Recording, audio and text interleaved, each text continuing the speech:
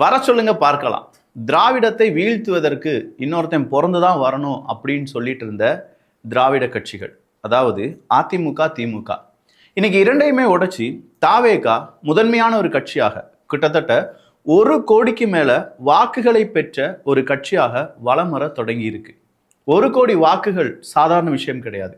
அதுவும் புதுசா ஒரு கட்சி தொடங்கி 2 வருடத்திலேயே ஒரு சட்டமன்ற தேர்தல் அப்படிங்கிறத எதிர்கொண்டு எந்த கூட்டணியும் இல்லாமல் தனியாக 1 கோடி வாக்குகள் அப்படிங்கிறது இதுவரையிலும் எட்டப்படாத இமாலய இலக்கு தான். இந்த இமாலய இலக்கை தாவேகா ரொம்ப சர்வசாதாரணமா வென்றெடுத்து விட்டார்கள். ஆனா அதை விட ரொம்ப கேவலமா திமுகவினுடைய தோல்வி ஒன்று இருக்கு. எந்த ஒரு அரசியல் கட்சியா இருந்தாலும் சரி, இதுவரையிலும் தமிழ்நாடு சட்டமன்றம் தேர்தல் அப்படின்னு சொல்லி வரும்போது அதனுடைய பொதுச் செயலாளரும் அதனுடைய தலைவரும் தோற்ற வரலாறு அப்படிங்கிறதே கிடையாது. அதை இப்போது மாற்றி அமைத்திருக்கிறார்கள் திமுக. திமுகவினுடைய தலைவரான இல்லாட்டி முதலமைச்சர் கேண்டிடேட்டான மு.க.ஸ்டாலின் அவர்கள் கொளத்தூர்ல தோல்வியடைந்திருக்கிறார். அடுத்ததா ஒரு பொதுச் செயலாளராக இருந்த நம்ம துரைமுருகன் அவர்களும் தோல்வி அடைந்திருக்கிறார் என்பதும் குறிப்பிடத்தக்கது. இப்படி 2 முக்கியமான தலைவர்கள், இது இல்லாம சட்டமன்றத்துக்கு இனிமே ஸ்டாலினும் போக மாட்டாரு, துரைமுருகன் அவர்களும் போக மாட்டாங்க அப்படின்னு சொல்லும்போது, ஸ்டாலின் சார் நீங்க தான் விஜய் அவர்களுக்கு எதிராக சட்டமன்றத்தில் உட்கார்ந்து கேள்விகள் கேட்பீங்க அப்படின்னு நாங்க நினைச்சோம், அதுக்கு கூட உங்களுக்கு கொடுத்து வைக்கலையா? அப்போ உங்களுடைய பையன் உதயநிதி ஸ்டாலின் அவர்கள் தான் சட்டமன்றத்திற்கு போக போறாரா அப்படிங்கிற ஒரு கேள்வி இருக்குல்ல. எஸ், இதுதான் உண்மையான திமுகவினுடைய திராவிட மாடல் 2.0. 1.0ல ஸ்டாலின் அவர்கள் தலைமை, 2.0ல உதயநிதி ஸ்டாலின் அவர்களுடைய தலைமை. Real game is start. இது ஆழமான அரசியல் சதுரங்கம்.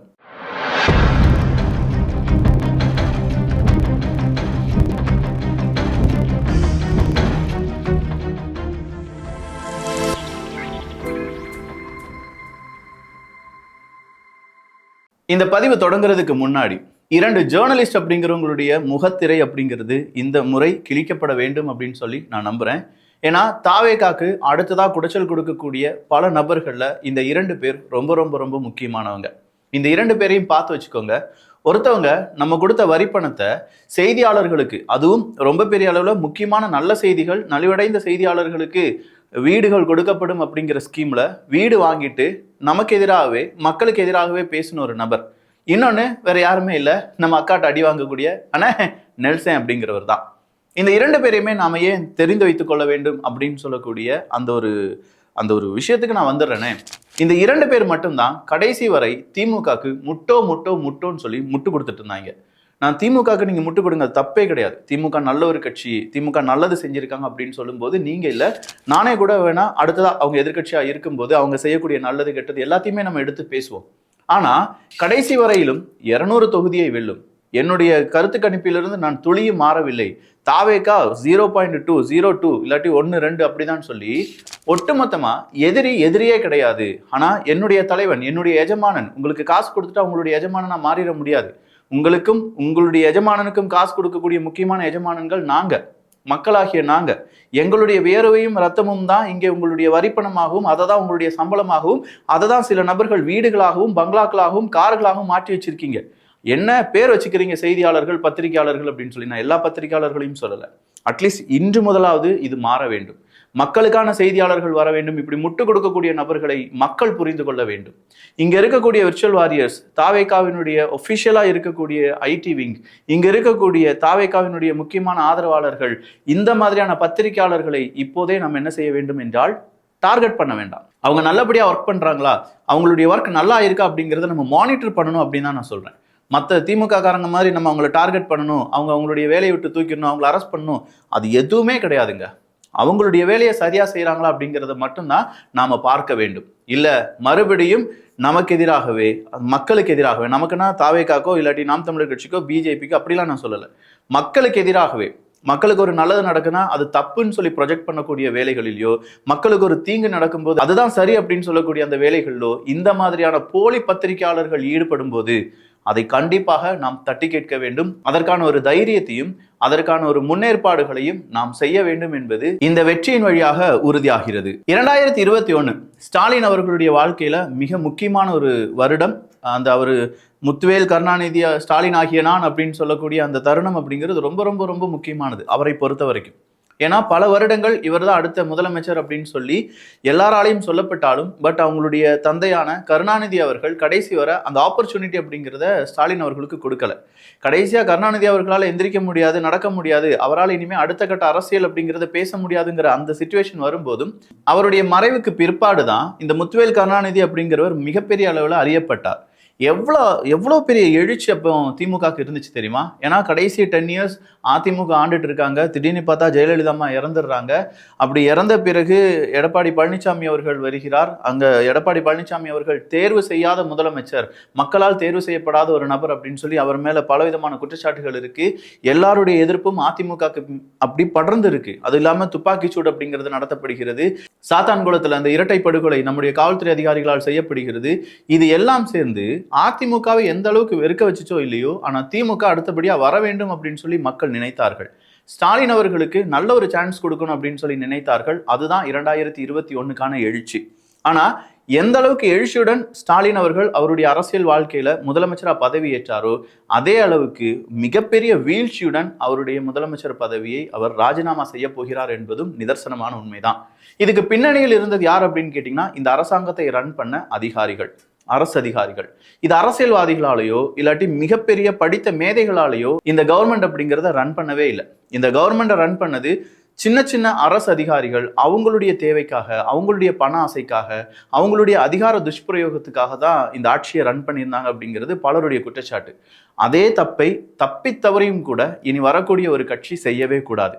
அரசு அதிகாரிகளால் ஒரு ஆட்சி நடக்காமல் அரசு அதிகாரிகளுடைய ஆலோசனைப்படி மக்களுக்கு என்ன தேவை அப்படிங்கிறத பிரித்தாய்ந்து அதை பற்றி மிகப்பெரிய புரிதலுடன் இங்க இருக்கக்கூடிய அரசியல்வாதிகள் இல்ல அரசியல்வாதிகள்ல இந்தந்த இலாக்காக்கள் அப்படின்னு சொல்லக்கூடிய அமைச்சர் பெருமக்கள், அவங்களுடைய எம்எல்ஏக்கள், இவங்க எல்லாம் சேர்ந்துதான் நல்லபடியான ஆட்சியை கொடுக்க வேண்டும் அப்படிங்கிறதையும் நாம இங்க உறுதியாக நம்புகிறோம். அப்படிதான் இருக்கும் அப்படின்னு சொல்லி நாம எல்லாருமே எதிர்பார்க்கிறோம். சோ நெல்சன் அவர்கள் இப்போ ஒரு பதிவு பண்ணியிருக்கார். தமிழக வெற்றி கழகத்திற்கும் தாவேக தலைவர் விஜய்க்கும் மனமார்ந்த வாழ்த்துக்கள். ஒரு புதிய கட்சி தமிழ்நாட்டின் 2 கழக கூட்டணிகளையும் பின்னுக்கு தள்ளி தனி பெரும் கட்சியாக உருவெடுத்திருப்பது வரலாற்று சாதனை.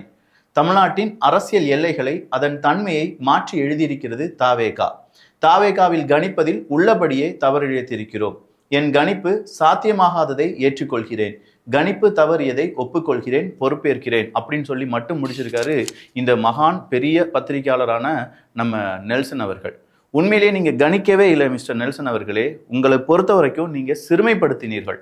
திமுக இல்லைனா இங்கே எவனுமே கிடையாது, திமுக இல்லைனா நாங்கள் ஜட்டி கூட போட முடியாது அப்படின்னு சொன்ன அண்டாவா இருக்கட்டும், அதுக்கு ஈக்குவலாக முட்டு கொடுத்த நீங்களா இருக்கட்டும், ஒவ்வொரு 5 தினங்களுக்கு ஒரு காட்ட திமுக 180 தொகுதி, அடுத்த 5 தினங்களில் 190 தொகுதி, அடுத்த 7 தினங்களில் 192 தொகுதி, அடுத்த 10 தினங்களில் 200 தொகுதி, அடுத்ததா எலெக்ஷனுக்கு முன்னாடி 201 தொகுதி கண்டிப்பாக வெல்லும் அப்படின்னு சொல்லி எதை வச்சு அப்போ நீங்க கருத்து கணிப்பை நடத்துனீங்க? அப்போ உண்மையிலேயே இதெல்லாம் கருத்து கணிப்பு கிடையாது இல்ல, கருத்து திணிப்பு தானே அப்படின்னு சொல்லக்கூடிய இந்த உண்மைகளை மக்கள் புரிந்து கொள்ள வேண்டும். இப்போ பெரிய மகான் மாதிரி பேசிட்டு இருக்கிறதுனால மக்களாகிய நாம் உடனடியா இவங்களை நம்பிடக்கூடாது அப்படிங்கிறதையும் இங்க தெளிவுபடுத்த விரும்புறேன். இதை ஒவ்வொரு அரசியல் படிக்கக்கூடிய இளைஞர்களும், அரசியல்ல தெளிவு இருக்கக்கூடிய இளைஞர்களும் பார்க்க வேண்டிய ஒரு பதிவாக இதை ஏன் நான் சொல்றேன் அப்படின்னா, இந்த மாதிரியான கருப்பு ஆடுகள் மட்டும்தான் நம்மிடையே குழப்பங்களை ஏற்படுத்துவதும், நம்மிடையே அரசியல்ல பல புரிதலற்ற போட்டிகளை உருவாக்குவதிலும் குறியாக இருப்பார்கள். ஸோ இவங்களை பார்த்துட்டே இருக்கோம், இவங்களுடைய ஒர்க்கை நம்ம பார்த்துட்டே இருக்கோம், இவங்களை நம்ம கண்காணிச்சுட்டே இருக்கோம் அப்படின்னா கண்டிப்பா அவங்களால தவறுகள் அப்படிங்கிறது செய்ய முடியாது. அடுத்ததா அமீர் மாதிரியான நபர்கள், அமீர் மாதிரியான இல்லாட்டி திமுகவுக்கு ரொம்ப விசுவாசமான நபர்கள், ஓகே அவங்கெல்லாம் அந்த கட்சி அவங்களுக்கு பிடிச்சிருக்கு, அந்த கொள்கை அவங்களுக்கு பிடிச்சிருக்கு, விருப்பு வெறுப்பை ஓரம் தள்ளிவிட்டு மக்களுடைய இந்த மனசாட்சி தீர்ப்பை வரவேற்போம் அப்படின்னு சொல்லி அமீர் அவர்கள் குறிப்பிட்டிருக்கிறார். ரொம்ப நன்றி அண்ணா. விருப்பு வெறுப்பு அப்படிங்கிறது எதுவுமே கிடையாது. இனிமே வரக்கூடிய ஆட்சி நல்லாட்சியாக இருக்க வேண்டும். அதற்கு நீங்களும் உங்களை சார்ந்திருக்கக்கூடிய எல்லாருமே எந்த மாதிரியான ஆட்சி செய்யப்பட வேண்டும், செய்து கொண்டிருக்கிறார்கள் அப்படிங்கிறதுக்கான உண்மையான விமர்சனத்தை வைக்க வேண்டுமே தவிர, நீங்களும் காழ்ப்புணர்ச்சி விமர்சனங்கள் வைப்பீர்கள் என்றால் அதற்கு எதிராக இப்போவே களம் காண்பதற்கு இங்கே பல நபர்கள் தயாராகி வருகிறார்கள். ஏன்னா இங்க யார் யார் திமுகவுக்கு ரொம்ப பெரிய அளவுல ரொம்ப அவங்களை தாண்டி ரொம்ப பெரிய அளவில் பேச்சுவார்த்தைக்கும் முட்டு கொடுப்பதும் இல்லாட்டி அவங்களை விட்டு கொடுக்காமல் பேசுவது அப்படிங்கிறது எல்லாத்தையுமே இணைய உலகம் பார்த்து விட்டது. ஸோ உங்களுக்கு இனி செகண்ட் சான்ஸ் அப்படிங்கிறத இப்போ கொடுத்துருக்காங்க. இங்க இருக்கக்கூடிய விர்ச்சுவல் வாரியர்ஸா இருக்கட்டும், மக்களாகிய பொதுமக்களாக இருக்கட்டும், பெண்களாக இருக்கட்டும், அவங்களெல்லாம் எவ்வளவு கீழ்த்தனமா பேசின சிவாஜி கிருஷ்ணமூர்த்தியை கூட ரசிச்ச ஒரு கூட்டம் தான் நீங்கெல்லாம். ஸோ இந்த ரசனை மிகுந்த உங்களுடைய கூட்டத்தை இவங்க எல்லாருமே கண்காணித்திருக்கிறார்கள், கண்காணிக்க ஆரம்பித்திருக்கிறார்கள் அப்படிங்கிறதே உங்களுடைய இந்த மனமாற்றத்திற்கு காரணமாக இருக்கலாம். இந்த மனமாற்றம் ரொம்பவே நல்லதுதான். இதே மாதிரியான நல்ல எண்ணத்துடன் நாம இணைந்து செயல்பட வேண்டும் அப்படிங்கிறதுல எனக்கும் தனிப்பட்ட விருப்பு எதுவுமே இல்லாம ஒரு காமன் மேனா நம்ம எல்லாருமே ஒன்றிணைவோம் அப்படிங்கிறத தாரக மந்திரமாக ஏற்றுக்கொள்கிறோம். விஜய் தோற்றுவிட்டாரு. திருச்சி கிழக்குலையும் தோற்கிறாரு, பெரம்பூர்லையும் தோற்கிறாரு. எழுதி வைத்துக்கொள்ளுங்க, புக் மார்க் பண்ணி வைங்க. இந்த கிளிப் மட்டும் எடுத்து கட் பண்ணி வைங்க. 2 தொகுதியும் தோற்கிறாரு. 234 தொகுதியிலும் விஜயினுடைய தாவேகா தோல்வி அடைகிறது. அதுல எந்த மாற்று கருத்து இல்ல. சரி, புக் மார்க் பண்ணி வச்சுக்கோடா அப்படின்னு சொல்லி 2 பேர் சொன்னாங்க. ஒன்னு சாட்டை. நான் மறுபடியும் சொல்றேன், நாம் தமிழர் கட்சியினுடைய வீழ்ச்சிக்கு சாட்டையினுடைய அந்த யூடியூப் சேனல் ரொம்ப ரொம்ப ரொம்ப ரொம்ப முக்கியமான காரணம். நிறைய இளைஞர்களை நாம் தமிழர் கட்சியை விட்டு அகலமா ஓட வச்சதற்கான மெயின் காரணம் சாட்டை அவர்கள் பேசியதும், விஜய் அவர்களுக்கு எதிராக வன்மத்தை தெளித்ததும். நாட் ஒன்லி விஜய், யார் யார் நாம் தமிழர் கட்சிக்கு எதிராக இருக்காங்களோ, இல்லாட்டி யார் யார் நாம் தமிழர் கட்சிக்கு போட்டியாக இருக்காங்களோ, எதிர்கூட வேண்டாம், போட்டியாக இருக்கிற யார் வந்தாலும் அவங்கள வசைப்பாடுவது, அவங்களுடைய குடும்பத்தை வசைப்பாடுவது, எல்லாரையுமே. இப்போ நீங்க சிவகார்த்தியன் எடுத்துக்கோங்க, இல்லாட்டி அஜித்குமார் அவர்கள் எடுத்துக்கோங்க, ரஜினிகாந்த் அவர்கள் எடுத்துக்கோங்க, இப்படி எல்லாரையுமே ஒரு கட்டத்துல சாட்டை பயங்கரமா விமர்சனம் பண்ணியிருப்பாரு. ரஜினி அவர்களுடைய மகள், அவங்களுடைய குடும்பம், அவங்களுடைய மனைவி, இவங்களை பத்தி அவ்வளவு நாகரிகமற்ற முறையில் பேசின ஒரு நபர் யார் அப்படின்னு பாத்தீங்கன்னா இந்த சாட்டை, அந்த நாம் தமிழர் கட்சியினுடைய மிக முக்கியமான யூடியூப் சேனல்ஸ். கடைசியா ரஜினி அவர்கள் அரசியலுக்கு வரல அப்படின்னு சொன்ன உடனே அப்படியே திருந்திடுவாங்க. அடுத்தது அஜித் அவர்களை பத்தி ரொம்ப கேவலமா பேசியிருப்பாங்க. பட் விஜய் அவர்கள் அரசியலுக்கு வந்த உடனே விஜய் அவர்கள் அவங்களோட தான் கூட்டணி வைப்பார் அப்படின்னு சொல்ற அந்த ஒரு ஐடியாலஜியில் எல்லாரும் இயங்கி கொண்டிருந்தார்கள். திடீர்னு பார்த்தா அந்த கூட்டணி இல்லவே இல்லைன்னு சொன்ன பிறகு அஜித் அவர்களை அவ்வளோ தரைக்குறைவா பேசின சாட்டை திடீர்னு பார்த்தா அஜித் அவர்களை புகழ்த்தி பேச ஆரம்பிச்சிட்டார். அதுவரைக்கும் வாரிசு படம் சூப்பரான படம் அப்படின்னு சொல்லிட்டு இருந்த சாட்டை திடீர்னு பார்த்தா வாரிசு ஒரு குப்பை படம் அப்படின்னு சொல்லி மாற்றி பேச ஆரம்பித்து விட்டார். அரசியல்வாதிகள் மாற்றி பேசலாம், ஆனா மாற்றத்துக்கான அரசியல்வாதிகளாக நீங்கள் எங்க முன்னாடி வந்து நிக்கிறீங்க, நாங்க மாற்றம், அதனால நாங்க அப்படி மாற்றிலாம் பேச மாட்டோம் அப்படின்னு சொல்லி நீங்களே வெறுப்பையும் அரசியல் தேவையில்லாத விவாதங்களையும் ரொம்ப பெரிய அளவில் காழ்ப்புணர்ச்சியுமான அந்த விமர்சனங்களை வைக்கும்போது உண்மையா நாம் தமிழர் கட்சியை பாராட்டக்கூடிய தமிழ் தேசியத்தில் இயங்கி கொண்டிருக்கக்கூடிய பல நபர்கள் இதனாலேயே வெளியில வந்தாங்க என்பதும் குறிப்பிடத்தக்கது. ஸோ இது உங்களுடைய ஒரு மிகப்பெரிய மாற்றமாக இருக்க வேண்டும். நாம் தமிழர் கட்சியினுடைய அடுத்த கட்டம் என்ன அப்படிங்கிறத பத்தி சீமானவர்கள் யோசிக்கிறார்கள் என்றால் நிச்சயமாக ஒரு நபரை எதிர்த்து வளர்ந்து விடலாம், ஒருத்தனை அடிச்சு அவன் மேல ஏறி மிதிச்சு மேல வந்துடலாம் அப்படின்னு நினைக்கிற வெற்றி என்னைக்குமே முழு வெற்றியாக இருக்காது. அது கண்டிப்பா உங்களை எந்த அளவுக்கு வெற்றி பெறுகிறீர்களோ அதை விட பல மடங்கு கீழே வீழ்ச்சியடைய வைக்கும் என்பதற்கு இப்போ நாம் தமிழர் கட்சியினுடைய சாட்டை உட்பட பலரும் உதாரணமாக இருக்கிறார்கள். 2 சீட்டுக்கு மேல விஜய் அவர்கள் வந்துட்டாங்கன்னா நான் அரசியலே பேச மாட்டேன். இதே மாதிரி பல இடங்கள்ல சாட்டை அவர்கள் சொல்லியிருக்காரு. சார் என்ன முடிவு எடுத்திருக்கீங்க? அப்போ சாட்டை சேனல் நான் மானஸ்தேன், நான் திமுக ஜெயிச்சிருந்தா இந்த சேனலை நான் க்ளோஸ் பண்ணியிருப்பேன். சாட்டை துரைமுருகன் அவர்களும் மானஸ்தனா இருப்பார் அப்படின்னு சொல்லி நம்புறேன். அடுத்த ரங்கராஜ் பாண்டே அண்ணனுக்கு நிறைய விஷயங்கள் இருக்கலாம், அவர் அதிமுகவினுடைய கொள்கை பரப்போ இல்லாட்டி அதிமுகவோ அவர் வேலை செஞ்சிருக்கலாம். பட் அவர் தேவையில்லாம ஒரு வார்த்தையை விட்டுருந்தார். அந்த வார்த்தை என்னன்னா, விஜய் அவர்கள் 100 சீட்டு, 100 வேண்டாம், 50 வேண்டாம், 25, 10 சீட்டுக்கு மேல பிடிச்சார்னா நான் அரசியல் பேசுறதே நிப்பாட்டிடுறேன் அப்படின்னு சொன்னார். நாங்க கூட நினைச்சோம் அரசியல் சாணக்கியன் மிகப்பெரிய வார்த்தைகளை உதிர்க்கிறார், ஸோ கண்டிப்பா 10 சீட்டுக்கு மேல விஜய் அவர்கள் பிடிக்க மாட்டாரா இருக்கும். அப்ப பிடிச்சிருந்தாருன்னா கண்டிப்பா அரசியல் பேச மாட்டார் அண்ணன் ரங்கராஜ் பாண்டே அவர்கள். ஸோ அவர் இதுல என்ன முடிவுகளை எடுக்க போகிறார் அப்படிங்கிற ஒரு பெரும் எதிர்பார்ப்பு அப்படிங்கிறது இருக்கிறது. நீங்க அரசியல் பேச வேண்டுமானா மறுபடியும் நீங்க சொன்ன விஷயங்கள் இங்கே வந்து ஓகே 10 சீட்டுக்கு மேல பிடிச்சிட்டாங்க, பட் ஆக்கப்பூர்வமான அரசியலை நாம் எல்லோரும் முன்னெடுக்க வேண்டும் அப்படிங்கிறத இங்கே ரங்கராஜ் அண்ணனுக்கும் நாம் இங்கே ஒரு கோரிக்கையாக வைத்துக் கொள்ளலாம். அடுத்ததா இருக்கக்கூடியது, இப்ப இருக்கக்கூடிய விர்ச்சுவல் வாரியர்ஸ், இப்ப இருக்கக்கூடிய தாவேகாவினுடைய ஆதரவாளர்கள் இங்கே ஒரு சித்தாந்தத்தை முன்வைப்பாங்க. விஜய் அவர்களுக்கு ஆதரவா பேசக்கூடிய எல்லாரையுமே சங்கிகளாக இனி அடையாளப்படுத்தப்படுவார்கள். அதற்கு ஜேம்ஸ் வசந்தன் இப்பவே அடித்தளம் போட்டு விட்டார்லாம் இல்ல, போட்டு விட்டுட்டான், அவனுக்குலாம் அவ்வளவுதான் மரியாதை அப்படிங்கிற மாதிரி தான். ஜேம்ஸ் வசந்தன் அப்படி என்ன தெரியுமா சொல்லியிருக்கான், இங்கே ஆளும் கட்சியாக RSS, எதிர்கட்சியாக பிஜேபி, அதாவது எதிர்கட்சியா அதிமுக வரும் அப்படின்னு சொல்றதுக்கு முன்னாடியே ஜேம்ஸ் வசந்தன் இப்படி ஒரு வார்த்தையை போட்டான். பட் இப்ப என்ன நடந்துருச்சுன்னா எதிர்கட்சியா திமுக வர தொடங்கியிருக்காங்க. அப்ப ஆளும் கட்சியாக RSS அப்படின்னு சொன்னதுக்கான காரணம் விஜய் ஒரு RSS கைகூலி. விஜய் ஒரு ஆர்எஸ்எஸ் சித்தாந்தவாதி, விஜய் ஒரு பிஜேபி கைக்கூலி அப்படிங்கிறத மறுபடியும் மக்கள் மத்தியில இப்படிதான் ப்ரொஜெக்ட் பண்ணணும் அப்படின்னு சொல்ற வேலையை இன்னையிலிருந்தே ஸ்டார்ட் பண்ணியிருக்காங்க. திஸ் இஸ் டே 1. அப்போ இந்த மாதிரி ஜேம்ஸ் வசந்தன்கள் பல நபர்கள் வரலாம். விஜய் அவர்கள் பிஜேபி கைக்கூலி, ஆர்எஸ்எஸ் கைக்கூலி அப்படி இப்படின்னு சொல்லி ஏகப்பட்ட இடத்துல அவர் ஒரு மதவாதியாக சித்தரிக்கப்படலாம், அவர் ஒரு சாதியவாதியாக சித்தரிக்கப்படலாம். ஆனா இதெல்லாம் அவரை ப்ரொஜெக்ட் பண்றதுக்கோ அவருடைய கேரக்டரை நமக்கு தப்பா காண்பிப்பதற்கோ கிடையாது. அடுத்த 5 வருஷத்துல எப்படி ஆட்சியை பிடிப்பது, எப்படி நம்முடைய எஜமானங்களுக்கு ஆட்சியை வாங்கி கொடுப்பது அப்படிங்கிற எலும்பு துண்டுகளுக்காக மட்டும்தான். ஸோ இந்த எலும்பு துண்டுகளுக்காக ஓடக்கூடிய மனிதர்களை அப்புறப்படுத்துவதும் அவர்களை இங்கே நாம எல்லார் முன்னாடியும் காண்பிப்பதும் அப்படிங்கிறது தொடர்ச்சியாக செய்யப்பட வேண்டும். அதை செய்தால் மட்டும்தான் நாகரிகமான அரசியல், நல்ல அரசியல், தூய அரசியல், எல்லா மக்களுக்குமான அரசியல் நாம இங்கே செய்ய முடியும். அப்படி இல்லையா நம்ம செய்யக்கூடிய ஒவ்வொரு நன்மையும் 10 தீமை செய்து விட்டார்கள் அப்படின்னு சொல்லி ப்ரொஜெக்ட் பண்ணி மக்களிடையே பெரும் குழப்பத்தை இவர்கள் ஏற்படுத்துவார்கள். ஸோ இந்த டே 1ல இருந்து அடுத்த 5 வருஷத்துக்கு விர்ச்சுவல் வாரியர்ஸுக்கு எந்த வேலையும் அதிகமாக இந்த வேலையில் ஈடுபட வேண்டும்.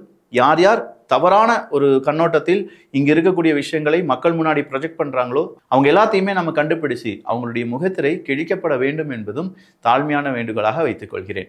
தாவைக்காவை சார்ந்தவர்கள், அதை சார்ந்திருக்கக்கூடிய வெற்றியை இப்போது கொண்டாடி கொண்டிருக்கக்கூடிய நபர்கள் இதை எல்லாருக்கும் ஸ்ப்ரெட் பண்ணுங்க. அடுத்த 5 வருஷம் இப்படித்தான் அரசியல் களம் இருக்க போகிறது. இவ்வளோ நாள் இருந்ததை விட ரொம்ப வீரியமா நீங்க செயல்பட வேண்டும். நல்லதை பகிர்ந்து நல்ல சமுதாயத்தை உருவாக்குவோம். நன்றி, வணக்கம்.